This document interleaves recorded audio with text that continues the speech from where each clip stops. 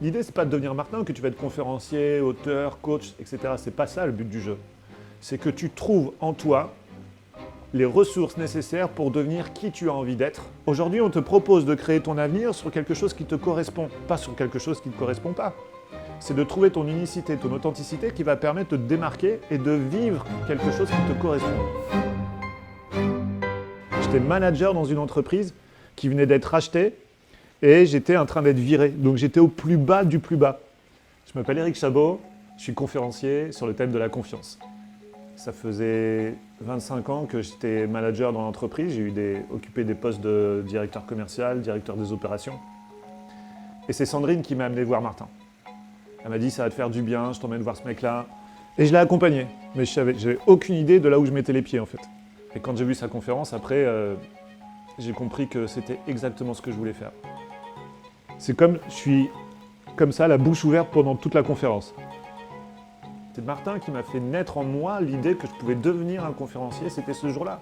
T'alignes à un moment donné, tu te dis voilà, c'est ça que je veux faire. Tu sais, quand tu te cherches pendant longtemps, et moi ça faisait plusieurs années que je me cherchais, que je voulais créer mon entreprise, que je voulais faire du développement personnel.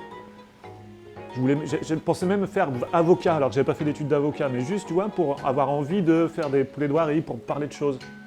Et après, j'ai parlé conférence à tout le monde dans mon entourage. Donc ça m'a transformé déjà à ce moment-là. Et c'est parce que tu parles de qui tu as envie de devenir et non pas de qui tu as été.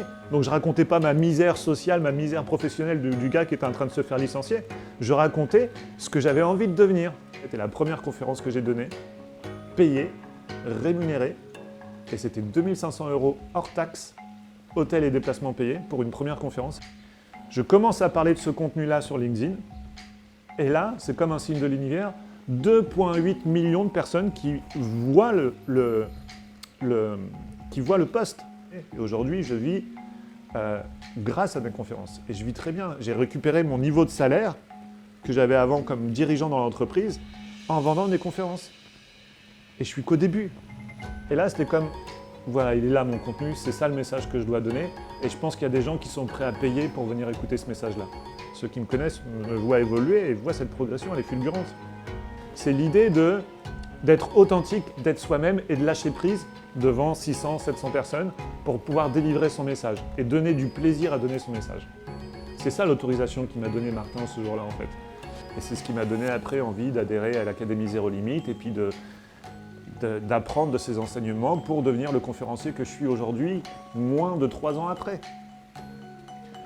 Moi, à l'âge de 5 ans, ma mère m'a présenté un nouvel homme dans sa vie, qu'elle m'a présenté comme mon nouveau papa.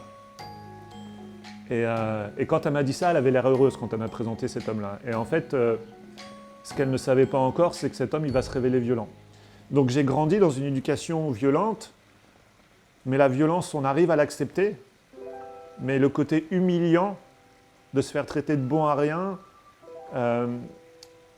d'avoir quelqu'un qui est censé être un dieu pour toi, quelqu'un qui est censé t'élever, te montrer ce qu'est le monde, modéliser ce qu'est le monde, et que cet homme-là te rabaisse en permanence, tu ne peux pas grandir en confiance. Mais qui tu es pour penser que tu peux avoir la puissance nécessaire quand tu as 10 ans pour pouvoir protéger ta mère? C'est pas possible. Mais néanmoins, tu te construis avec cette croyance-là. Et je me suis réveillé, entre guillemets, vers l'âge de 17 ans, avec un énorme élan de colère contre cet homme-là. Et c'est la colère qui m'a permis de trouver cette puissance et qui m'a permis de me libérer de cette autorité malsaine. Et moi, ce que j'ai incorporé, c'est que le manque de puissance que j'avais jamais eu pendant mon enfance, je l'ai eu ce jour-là grâce à la colère. Quand tu vis dans la colère, c'est impossible de vivre les autres émotions. J'ai jamais été heureux dans ce que je faisais. J'ai jamais eu de gratitude pour les bonnes choses. J'étais en bonne santé, j'ai eu des réussites professionnelles importantes. Jamais j'étais dans la gratitude. Martin, là, c'est un gars, il est authentique dans sa force, il est authentique dans sa puissance, il est authentique dans son expertise, mais il est aussi authentique dans sa vulnérabilité, dans ses failles. C'est ça que j'aime chez lui. Un modèle, c'est quelqu'un qui va t'inspirer, mais qui va t'inspirer pas à ressembler au modèle, qui va t'inspirer toi à devenir et te montrer le potentiel que tu peux avoir en toi pour devenir, comme dit Martin, la meilleure version de toi-même sur ce que tu as envie de faire. Martin, il m'a donné cette vision du conférencier. Et aujourd'hui, je pense encore avec les centaines de conférenciers que je connais, américains, nord-américains, européens, il fait partie des meilleurs. En plus des apprentissages, c'est une source d'inspiration. Voilà. Martin, c'est une source d'inspiration. Et crois-moi que quand tu es conférencier, tu as besoin d'être inspiré pour pouvoir inspirer à ton tour. Toi, tu te vois là, et Martin, lui, il a sa capacité à t'imaginer ici, en fait. Et ça, c'est bon, parce que ça renforce la confiance. Et je pense qu'il a énormément de bienveillance, ce gars-là. Je pense que sur Internet, c'est l'un des gars qui a le plus de bienveillance. Et c'est pas de la bienveillance marketing, même si ça sert ses intérêts marketing. C'est de la bienveillance authentique et naturelle. Donc Martin, c'est toujours un exemple pour moi dans même ce que je peux donner dans mes conférences. Voilà. Donc c'est un modèle pour moi. L'AZ, tu as l'assurance d'avoir les enseignements nécessaires et suffisants pour que toi, tu atteignes tes rêves et que tu fasses le travail pour atteindre tes rêves. Et ça, le travail, c'est pas Martin qui va le faire pour toi. Martin, il fait largement sa part. Après, il faut travailler. Tu as des enseignements à suivre, tu as un plan d'action à mettre en place, tu as des stratégies à mettre en place. Mais ce qu'il faut, c'est prendre la décision. Martin dit toujours first thing first. Première chose, c'est que tu prends la décision. J'ai envie de dire, c'est quoi la valeur que tu donnes à ton avenir? C'est quoi la valeur que tu donnes à ton avenir? Parce que tu hésites, pourquoi? Parce que c'est cher, je peux le comprendre. Je peux le comprendre, c'est un investissement. Mais combien tu es prêt à investir dans ton futur? Celle-là, elle vaut largement son prix. Ton avenir, il se construit aujourd'hui.